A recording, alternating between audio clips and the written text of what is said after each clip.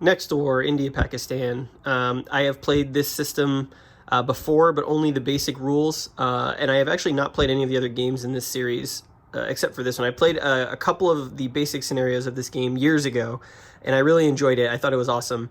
And I have decided that my project is going to be to tackle the advanced rules on my own, which I am a little intimidated by.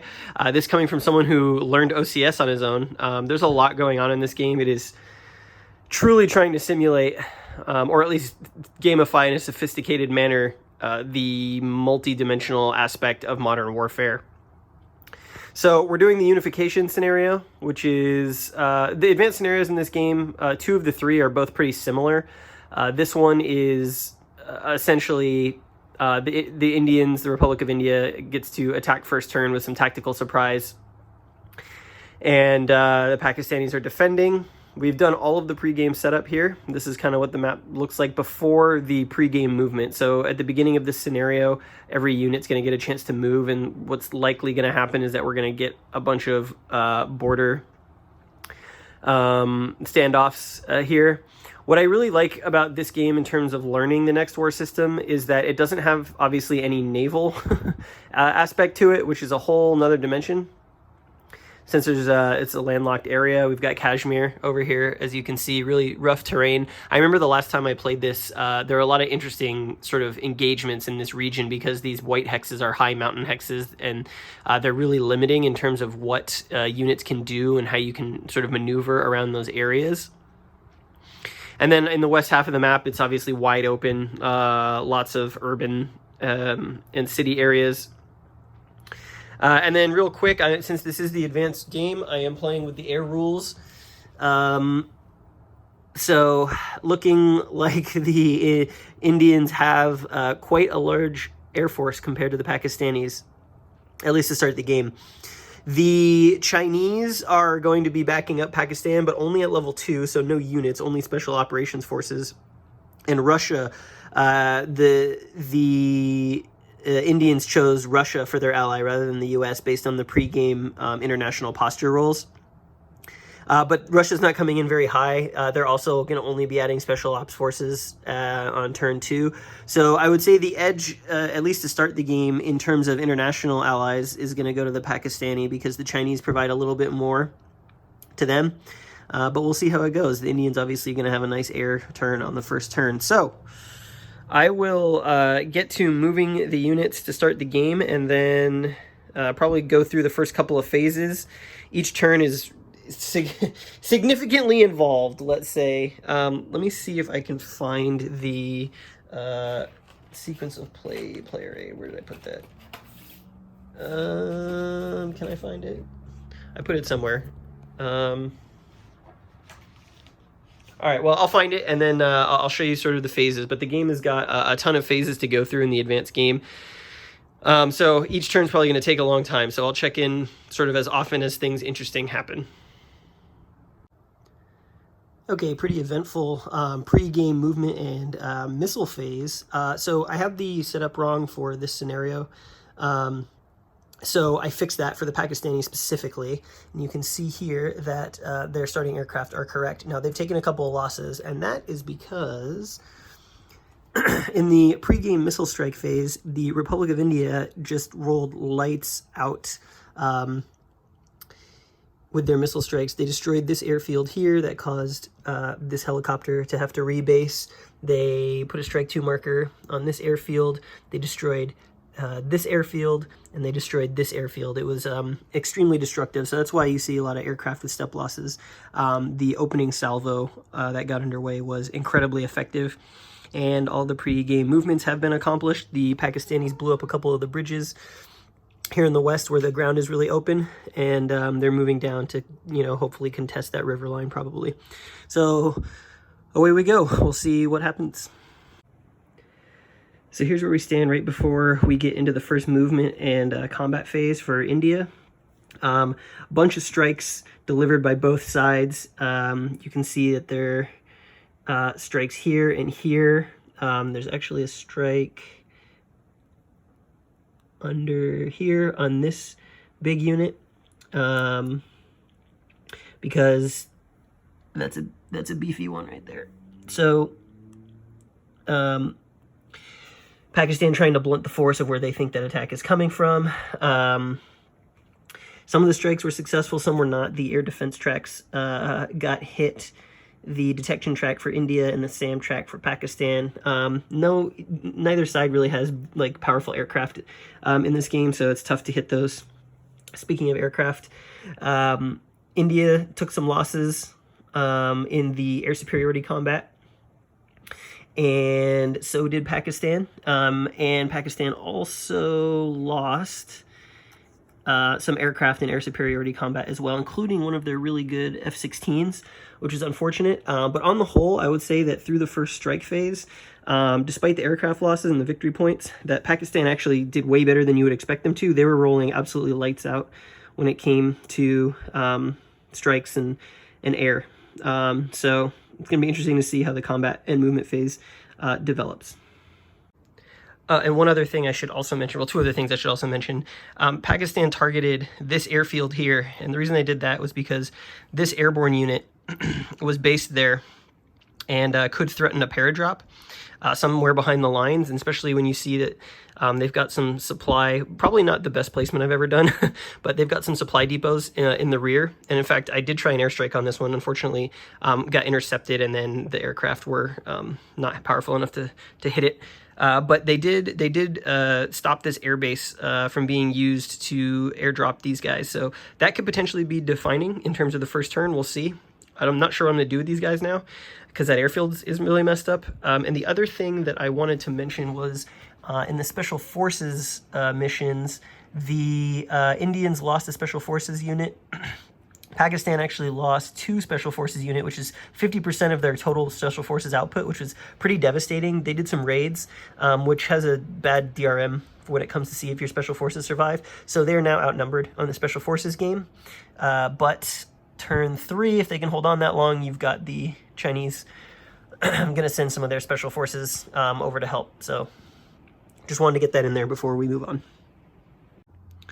So after the first initiative movement and combat phase, it's been a bit of a stalemate, some losses on either side.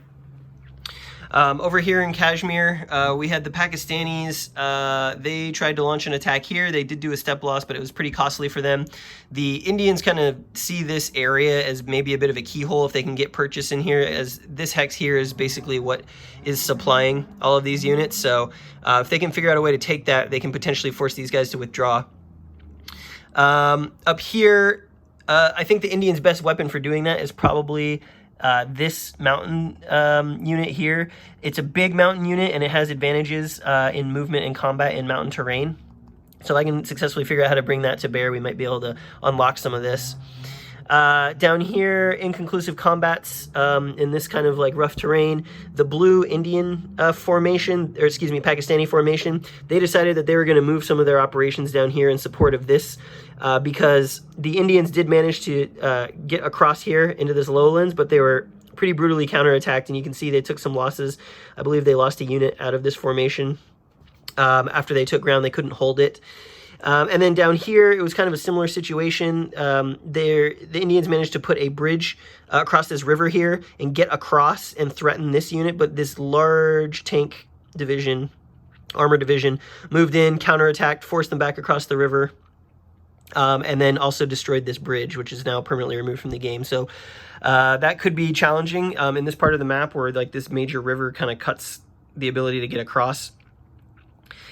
Here, there was actually a successful advance. The Indians did manage, I would say their most successful operations here. They managed to push the Pakistanis out of here, destroy that unit, get across this river, and now they're in this urban hex. There's actually 2 units in this urban hex who are going to be trying to clear and take control of this city. So we'll see how that goes at the end of the turn. Potentially puts this guy in danger. The bridges that had been destroyed are actually now repaired. The Indians got some good rolls here. Repaired that bridge here, repaired that bridge here, and that forced this formation that was kind of standing back to have to come and defend this. The other thing you can see under this stack is that this HQ managed to make a bridge, a second bridge here, so they're kind of trying to open up this approach so they can drive north and maybe encircle Lahore. part of this formation did come over here to reinforce what was slowly becoming a situation that was going to be really bad. The Pakistanis want to protect Lahore pretty much at all costs, and this marshy terrain makes good defense. And then finally, we can talk about some of the losses that were inflicted. You can see here big infantry division destroyed, combat outpost destroyed, armor unit destroyed, and then, like I said, the Indian units that were destroyed there. So kind of a stalemate, but a little bit of progress being made, and should be interesting to see what the Indians can do in this second movement and combat phase. I wanted to take a pause here real quick and just kind of show how some of these systems in this game and the advanced rules kind of interlock together to create really interesting effects. So I am going to be doing, so this is going to be India's final attack phase for the turn, for game turn 1, and I'm going to do a couple of attacks here, but specifically I want to focus in on this particular attack up here. You can see that this mountain road heads to a crossroads here, which leads down into sort of the flatlands here and leads to a Pakistani supply source here. The thinking here is the Indians, if they can knock off this weak unit here, let me just move that.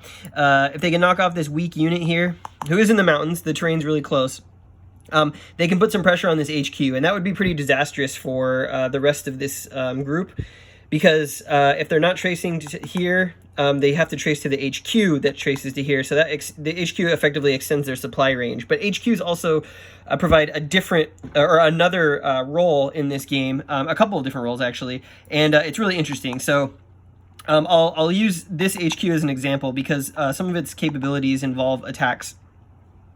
So an HQ not only is a sort of a supply extender for forces for its group, its colored match group, but it is also has the ability to contribute during combat. So most units in this game that have special abilities, like this HQ or this artillery unit here, which is turned sideways because it's already been used once, you rotate them to do something. Now artillery units can be used in combat to provide a column shift in your favor, which is what I'm going to do here as these two units attack this small unit. But the thing that HQs can do is twofold. In combat, they can also use, so obviously you've got attack, defense, movement, but then you've got this superscript number right here, this, let's see if I can focus it. Yep, this small 2.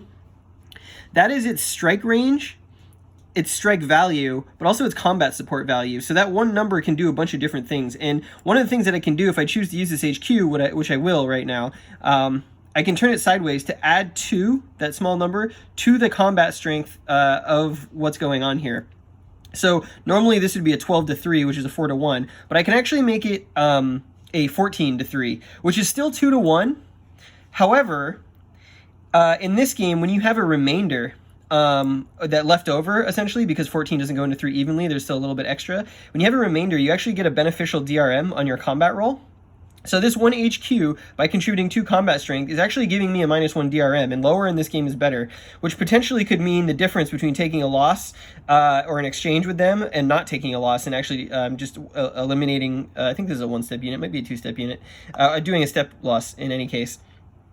And so that's why these things are really important. So with this 2 on this combat that I'm about to do, I get a DRM. But additionally, I also will get the column shift from this artillery group. And so these 2 units working together actually turn what's, might be a pretty okay attack into potentially one that could be really good. The other thing HQs can do is in strike phases. So this is where you commit your air strikes, your helicopter strikes, really anything involving sort of like long-ranged attacks essentially before you get to a move in combat phase. That's how, for example, these airfields were destroyed, which you've seen earlier, right? That one has a strike 2 marker on it. During the strike phase, these HQs can use this value here, this 2 value, to do a strike at a range of 2. And so that allows them to roll on the strike table. You expend one of their 2 uses for the turn, and HQs themselves can actually strike targets that are within their range. This is sort of simulating drones and other sort of short range HQ logistics that could potentially affect the attack. And as I'm talking about this, I realize that this HQ actually needs to move 1 more up so that it's within range to actually use its support in this combat, because it needs to be 2 hexes away, which it could have done in this last turn when I moved. So we're all good there. So that's just part of it. The other things that you can do in an attack, in addition to using your artillery, in addition to using your HQ combat strength advantage, you can also do things like, if I undo this. Now this helicopter has been effectively used because his airbase took hits. So he suffered. He suffered this is a strike 2 there. He was actually rotated twice, so it actually took away this helicopter's ability. But you can also send these helicopters to support combats within their range. And his range is 10, and obviously it's an air unit, so it doesn't matter about terrain.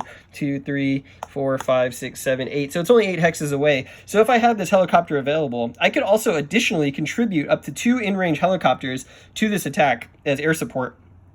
And this one here, this one value on this helicopter, that is its combat support rating. And so what that, it's combat support rating. So what that would also allow me to do is get another DRM on the die roll if he successfully is able to provide combat support. And like other air operations in this game, anytime you do an air operation, whether it's with aircraft or with a helicopter, you always roll to see if they're detected by anti-air defenses, and then if they are, you actually have to roll against them to see if they take hits on the way to the mission.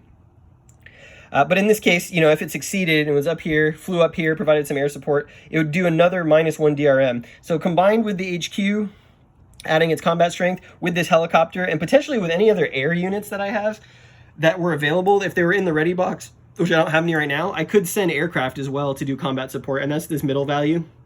And so some of these aircraft could also potentially provide really positive DRMs, and obviously they would undergo their own detection roll and anti-air defense roll against them. So there's really a lot of levers going here, and some of these decisions that you're making are really important. Like, am I going to use my HQ to do a strike in the strike phase, which happens before movement in combat, or am I going to save it so that I can use its combat strength coming up? Or, potentially, my helicopters, like, these helicopters can strike, and they have, the fact that they can ignore terrain, they're very valuable over in this area. But, using as combat support is also something that's really useful. So that's just kind of one example of how all of these play together. And obviously, as I was talking earlier, this is the air defense tracks. This represents how easy it is to detect air missions like the helicopter, like air support and strikes and stuff like that. And this is also targetable by your operations. So the ability to take down air defenses before you sort of start using your air units and helicopter units en masse is really part of figuring out the best use of force every turn to kind of build the steamroller, to build the attacks that you want. Because there's so many phases in this game, and you have all these tools available to you, that it's not just simply okay, I'm moving this unit here, getting the combat factors up, and attacking. Because in addition to being able to do this in an attack, defenders can also do this. Defenders can also add their HQs within range, their combat value, or their helicopters can fly air support, or their air missions can fly air support against you. So really, like I said earlier, really multi-level warfare simulation, layered, really deep, and really lots of decisions to make sure that what you want to do can be done successfully. So I just wanted to kind of explain some of that as I'm about to do these attacks, and then I'll let you know how that goes, and we'll move on. We're close to the end of game turn 1, and we'll move on to game turn 2, and I'll show you everything that happened. All right, so another cool thing I wanted to explain about this game is what's called clearing operations.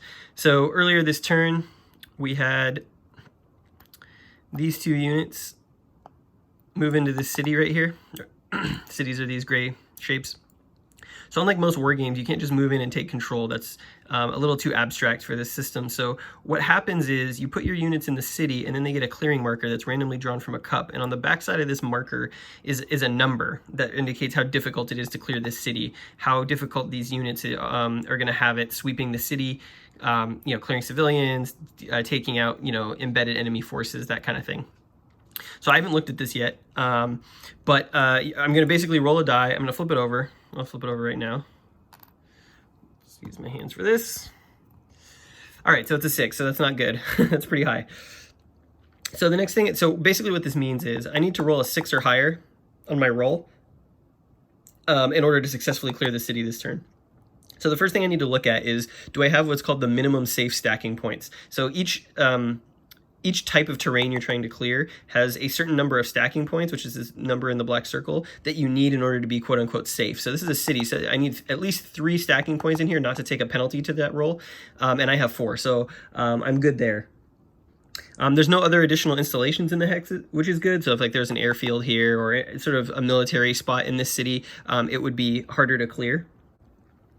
And then the other DRM I'm looking at is the difference in the efficiency rating versus the clearing difficulty. So efficiency rating is 5. That's a 6. I am down 1, so that's -1, so that negates the stacking point DRM. And then I get +1 if you have combined arms. So it's actually easier to clear city if you have mechanized infantry or armor and infantry. And in this case, I do have mechanized infantry, so I get a +1 to the roll. So that means I need to roll a 6 or higher on a d10, and that means I need to roll a 5, so let's see what we get. That is a 9. That is a critical hit, in my opinion. So I clear this city. These units go here.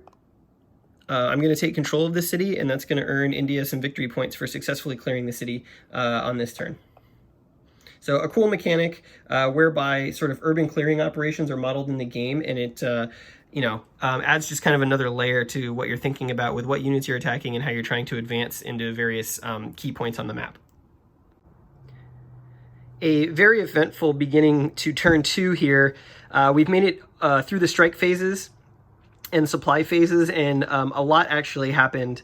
So first of all, this is a contested turn, which means that basically every turn you check to see if if one side scored a certain number of points more than the other side.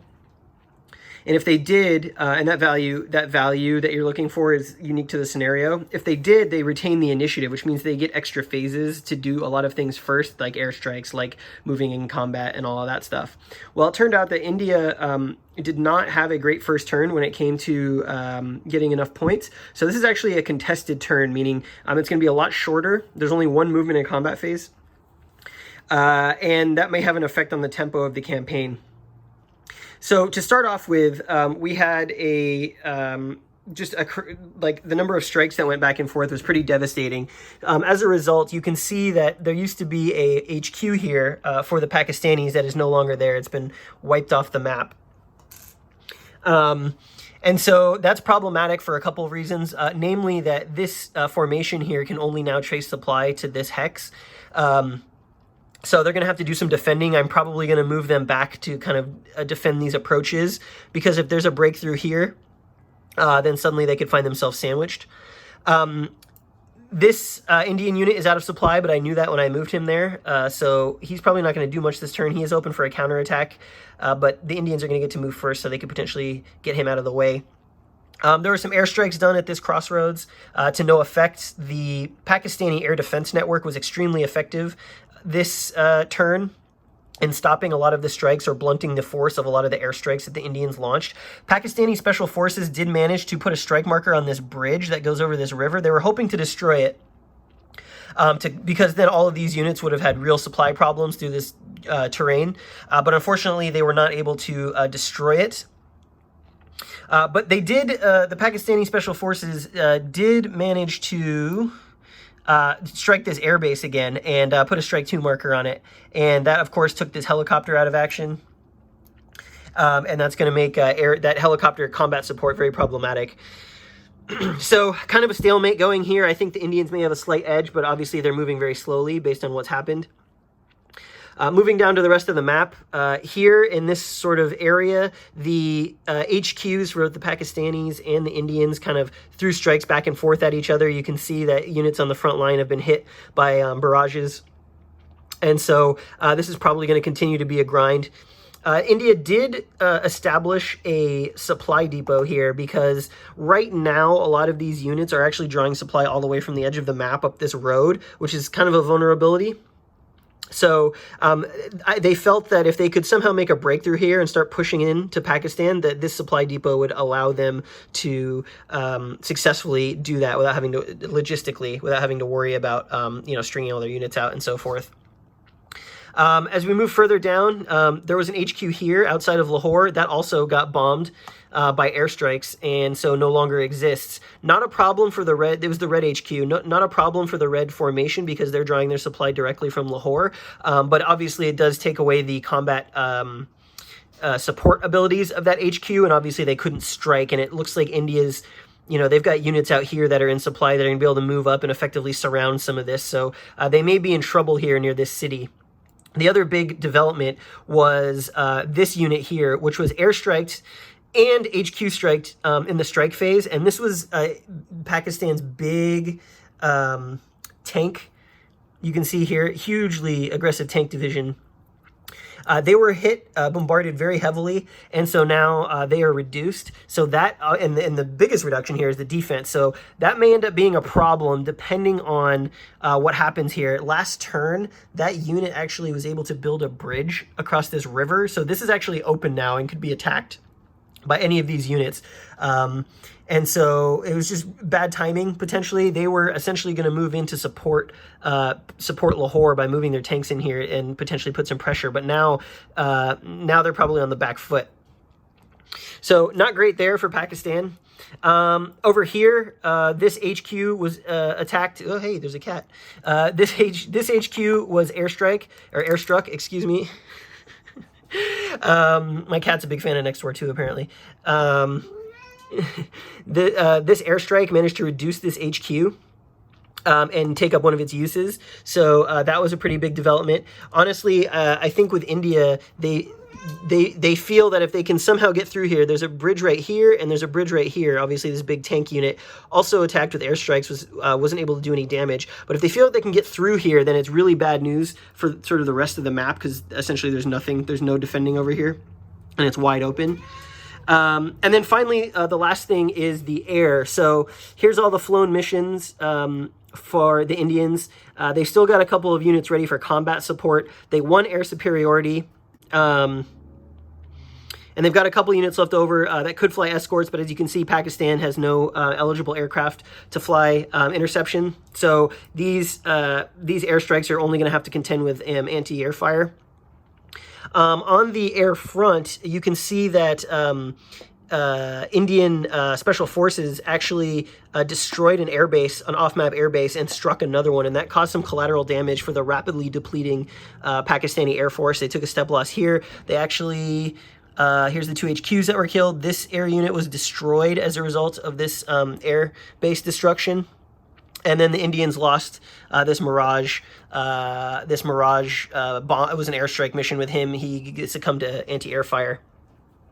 So as you can see, India winning the air game, huge. There's going to be more air reinforcements coming up at the end of this turn, however, for Pakistan. So next air superiority phase in the next turn should be interesting.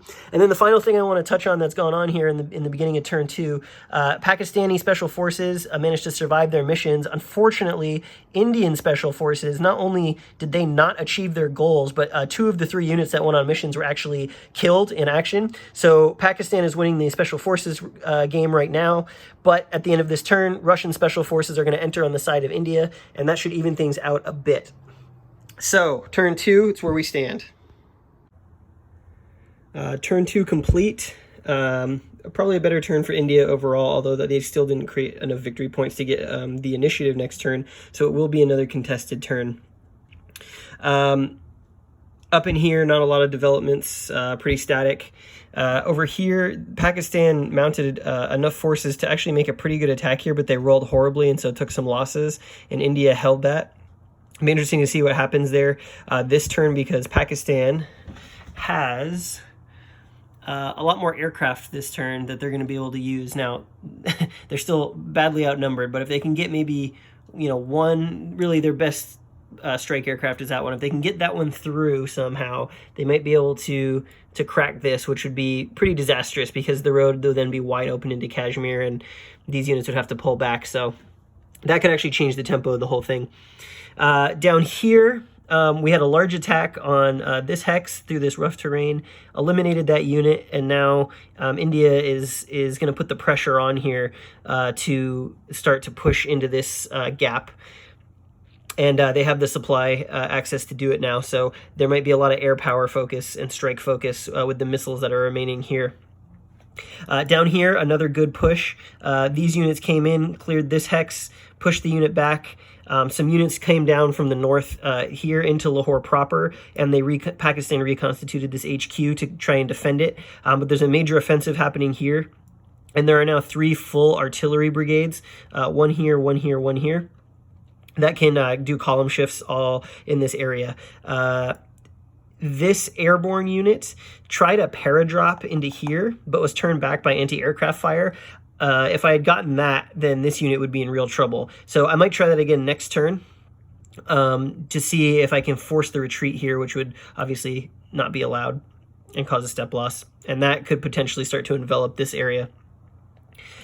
What else do I have to tell you? Over here, okay, so we took a different strategy with some of the units in the west. So we broke off some armored, some mechanized units. We brought them up to Bawalnagar. That's a city. Successfully cleared the city, and Pakistan was forced to respond to defend this bridge very lightly with some armor. So this is another potential weak point that could pay dividends for India. This stack here moved in to clear this city. They unfortunately rolled badly, and so they failed. So they've got to spend another turn clearing that city, and it's possible that there could be an attack here from these defenders to drive them off. Because if they capture that, I think we're going to be into potential auto game end territory with the victory point differential between India and Pakistan. The final thing is that I should mention is, where are we? Here we go. Russian special forces are in the game now, and so they're going to be able to do missions for India. So they're going to probably put that to good use. Both sides were unable to do damage to the anti-air defenses, and both sides repaired. So the surface-to-air missiles and detection tracks for India are really going to be a lot more effective this turn, and so that may dampen some of the air game. Off we go, turn 3. End of turn 3, and it's been a kind of a mixed bag for both sides. First thing that occurred is that we actually got stormy weather. Which is actually a boon for Pakistan. It prevented a lot of airstrikes from being successful. It forced a lot of Indian Air Force short or non-all-weather planes to be grounded this turn. Not that they didn't have enough to do a lot, but it certainly took away the punch of the air, the coup de grace of the Air Force that India was planning this turn. Pakistan itself, still not at parity. They did get some air reinforcements, obviously. So next turn will be really interesting to see what happens there. It looks like India is going to retain air superiority for the rest of the game. On the special forces front, Pakistan actually did really well. They hit a couple of a bunch actually of off-map Indian air bases, which did cause some losses. Well, it didn't cause as many as it could have. They rolled terribly for collateral damage, so the Indian Air Force is still pretty much intact, even though those air bases were hit. But that will mean that several aircraft will not be flying next turn. And then the same is true over here. The Indians hit a couple of off-map Pakistani air bases, did some step losses to the Pakistani Air Force, which is in dire need of some fighting planes, and unfortunately they're not allowed to use replacements for their air power in this scenario. On the special forces front, it was the Indian special forces. They really only had one unit left, and the Russian special forces did some missions. They took a lot of losses, actually. There's only 2 Russian special forces left available. So the special forces game is kind of coming to a close. Pakistan lost all of theirs, although their missions were a bit more successful. When it comes to what's going on the map over here, well, first of all, I will say that casualties really starting to pile up now, especially on the Pakistani side. But you can see that the Indians did lose a helicopter this turn and their airborne unit in a counterattack, which I will talk about here in a second. So from a point standpoint, I do not think that enough points were scored to push India into its automatic victory roll. So we're going to go at least one more turn. But it does look like the Indians have made some really important breakthroughs.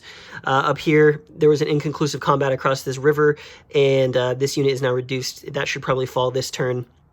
Because of that, this big armor division has fallen back from this bridge standoff and is now going to kind of protect this supply source and also see if they can maybe counterpunch if there's a breakthrough here or a breakthrough here this upcoming turn. Down here, major breakthrough into the suburbs of Lahore. Unit had to retreat, and so now you've basically got 2 small stacks here in the city itself. Might be a tough nut to crack, but these Indian army reinforcements who arrived this turn are basically just going to try and encircle the city. There was a successful airstrike, a couple of airstrikes on the tank unit that was here. There was an attack across. That was where the airborne unit managed to make it across, but then he found himself up against the river, and a counterattack, a quick counterattack by this brigade, ended up doing a loss. This river crossing is safe for now, although the blue formation headquarters may try and put a bridge here between these swamps on the next turn to see if they can, move up a bunch of these forces and begin sort of surrounding Lahore. Down here, again, another breakthrough. Units managed to knock the units off this fortress. This sort of operating area had to reorganize, because if they lose this, it's probably game over. So they pulled some forces back. They're going to try and reinforce here. They think they can hold this, and that's probably true. This is kind of tough. There's not enough units here to maybe do an encirclement, but we'll see. And then up here, the Pakistanis are going on the offensive against this lightly defended hex. There's not a lot India can do. This terrain is really rough. It really makes it really hard to operate, and they just don't have the strength. And same over here. India is kind of threatening here, but it's really hard with this mountain terrain. So, unlikely that will fall. But if it does, not a huge deal. They can fall back. They can draw supply from Islamabad here. Over here, we had sort of an even exchange of these mountain infantry units. Probably not a lot going to be happening for the rest of the game over here, just because they're weak and the terrain is pretty bad. So that's kind of where we stand after turn 3, and I think the Indians are poised to make some great gains this turn. The one other thing I wanted to mention was the Special Forces missions for the Indians and Russians did manage to knock down the air detection track, which is bad news for Pakistan coming up if we get a clear turn, because the Indian Air Force will basically be able to do whatever it wants without being detected. So all in all, pretty interesting, and I think we're coming into sort of the final stages of this scenario. Couple quick corrections that I want to make here real quick. So the initiative on the last turn actually should have been an Indian initiative turn, because they had scored more victory points. The basic rule is that the scenario starts on an initiative turn. Then that turn, we went to a contested turn for turn 2, but India did score more points in that contested turn. So in turn 3, India should have gone back to the initiative. Anytime you have an initiative, a contested turn where someone scores more points, the side that scored more points gets the initiative. So I'm going to fix that on this upcoming turn. I'm going to have India take an initiative turn, and we'll just call it even there. The other thing I need to mention is that the Indians actually did score a couple extra victory points after my last kind of summary. This hex here finally finished its clearing operation, which gave the Indians a couple more points, I believe, at the end of the turn. So they actually did outscore the Pakistanis, which, with this whole initiative turn confusion thing, I'm just going to count this next turn as initiative. The other two things I need to mention are I need to correct the details around the end of game auto victory roll. We actually can't do that until turn 4, which is this upcoming turn. And as it stands, the Indians do have a VP differential that would allow them, if it finished this way at the end of the turn, the Indians would be allowed to roll for automatic victory. It probably won't succeed, but I could not have done that before turn 4. So last turn was not possible. And the other thing I should mention is that the Pakistanis, I've been doing this when it's been appropriate at the end of every turn, but every turn the Pakistanis get to roll to see if their nuclear weapons get released. And that's a secret roll. The Indians shouldn't know that. But I'm telling you now that the Pakistanis did successfully roll for nuclear weapons release. And I'm actually considering having them deploy them, especially here, because it looks pretty dire and they could probably rack up a bunch of step losses. So we'll see how that plays out. But that'll give me an opportunity to talk about the nuclear arsenals of both sides and what that means. It would hand victory points to the opponent, but maybe that's better to soften them up to see if they can remake those. Basically any space that has this nuclear symbol, that's a nuclear launch facility, and so you can target those with strikes and whatnot. Now, the Indians don't know that nuclear weapons have been released, so they probably wouldn't make it a strategy to do that, but I'm interested to see how those rules play, so I may just do it for fun.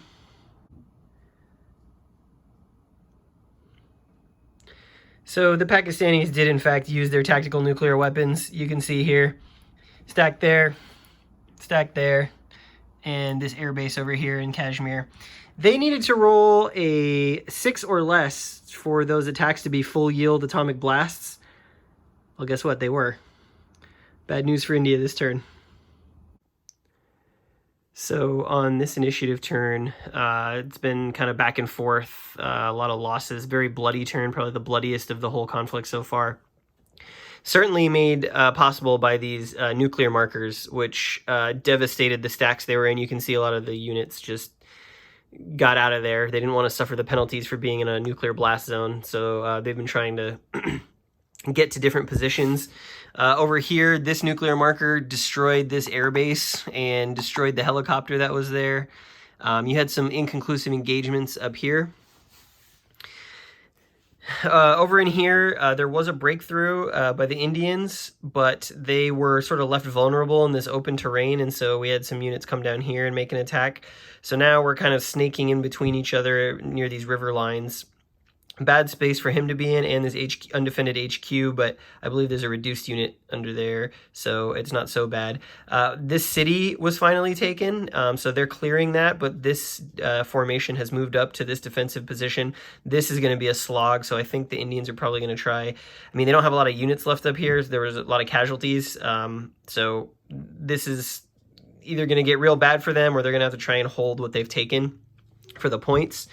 Down here, a lot of these units have swung around now.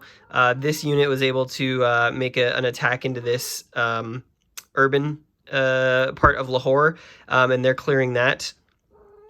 The pink formation came in this turn. They've moved up the road. The yellow formation came in last turn. They made a really aggressive push up to try and cut these guys out of supply and surround them off of the river line. But what ended up happening actually was that the reinforcements that Pakistan got this turn, which are these this yellow formation, they started up here and have come down.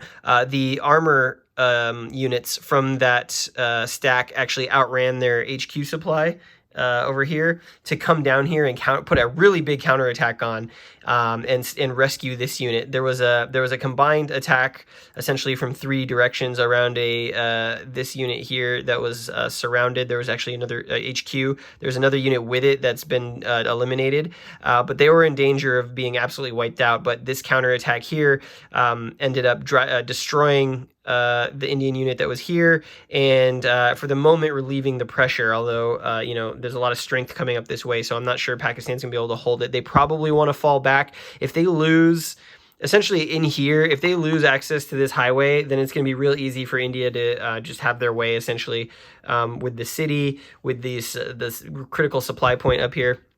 So it's pretty interesting. You had another series of engagements here. The Indians managed to push across the river to here, but before they had the opportunity to try and take this city, this large tank division came up and pushed them back across the river. So this stack is actually this hex is actually overstacked now. So again, inconclusive here. Probably going to be back and forth for a while. I think maybe, putting some air power here on the next turn could potentially lead to a breakthrough. But in general, my strategy right now is to shuffle as much force as I can from India up this gap and really just widen this up and take control of this highway. If I can get control of this highway as India, it's going to be quite bad news. Pakistan's not really going to be able to do anything about that. This river is impassable. And then the other thing I might try here is this HQ over here has been trying to build a bridge across this river. And if they can do that, then obviously we can start to funnel some of these forces around and really put the squeeze on and actually even threaten these positions over here. So not looking great for Pakistan. I think the victory point difference right now is like some 53 points or something like that. All of these nuclear attacks cost Pakistan major points. And actually this one, because it was set off in a city, gave a bunch of points to India as well. But I would say that in terms of casualties, it's been pretty even. And in fact, the Pakistani Air Force, small though they are, did manage to put some hits onto some of these Indian jet units, and they even eliminated a MiG-21, I think.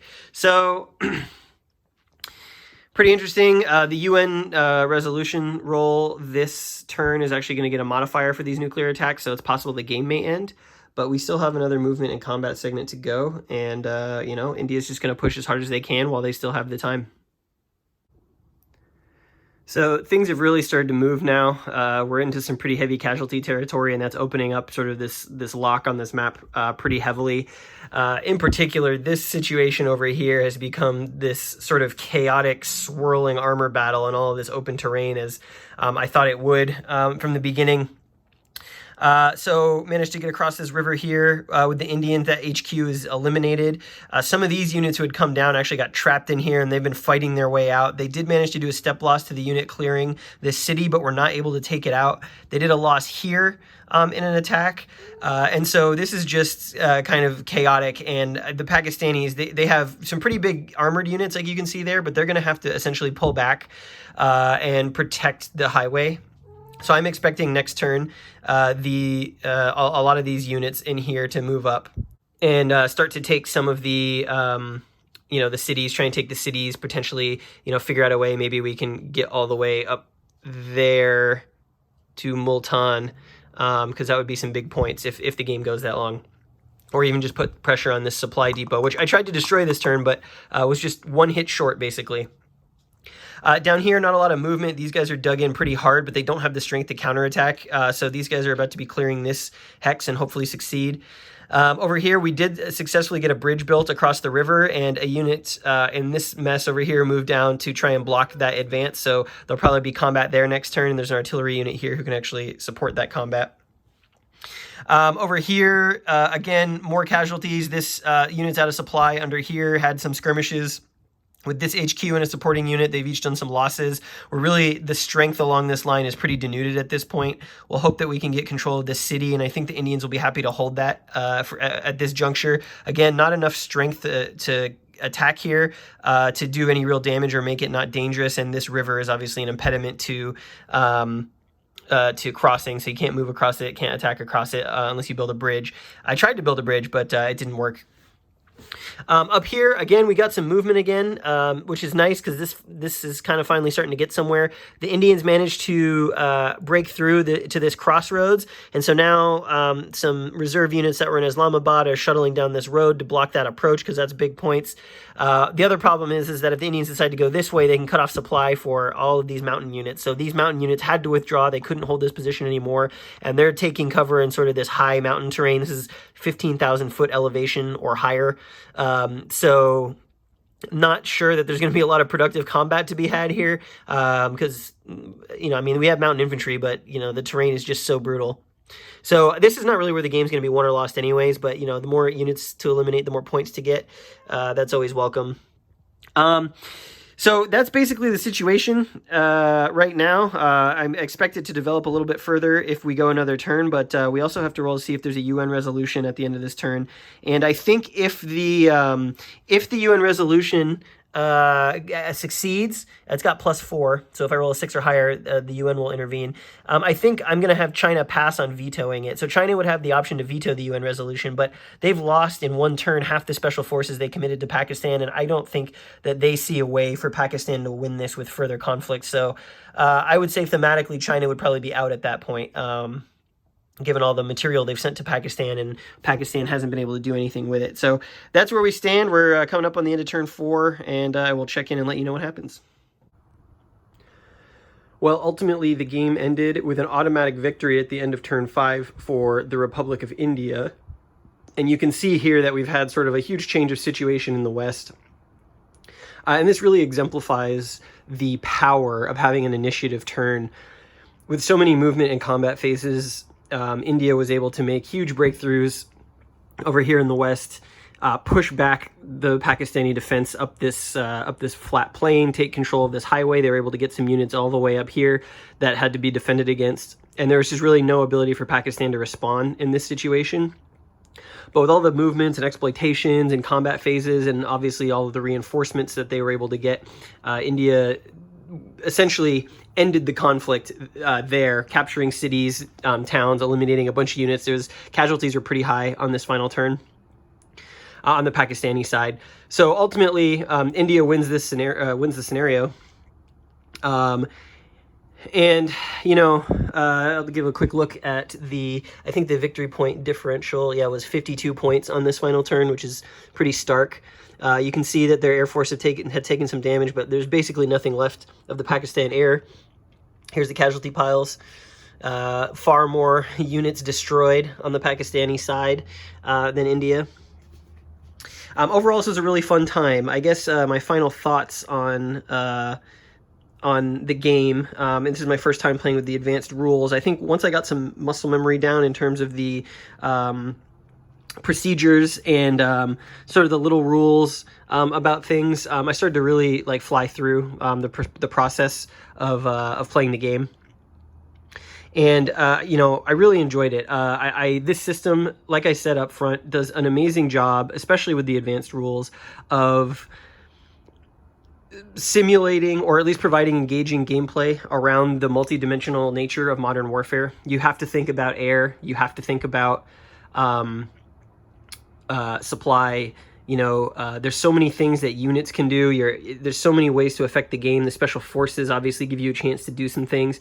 What I really like is that, like, even though the turn structure, the turn sequence of play is really long and involved in the advanced rules, you kind of see how it funnels you towards thinking about using the tools in your toolbox to be successful and productive in the system, and you know, how you set up your attacks using your special forces, how you use your air power to accentuate and take advantage of gains that you've made in land combat turns.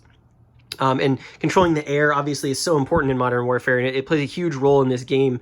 I would say, you know, 50% of the turn is really air considerations. You've got your air superiority, which you really want to get, because that creates a snowball for you. If you can win that air superiority, that pays so many dividends later in the turn sequence with other things that you're trying to do. It makes it easier to detect, you know, enemy air missions and stuff like that. So I really love this system. You know, this game doesn't have any naval aspects to it, and so I do own Next War Vietnam. I do own Next War Korea. And, you know, those are, Korea is a 2-map game. There's some naval aspects to that game. Vietnam has a huge naval component. That game actually has a second, like, strategic map of the South China Sea. That's not just the land operations. So that adds, like, a whole new dimension to it. And now that I've really gotten a handle on the mechanics for the advanced rules in sort of a land-focused combat with not a lot of, I would say not a lot of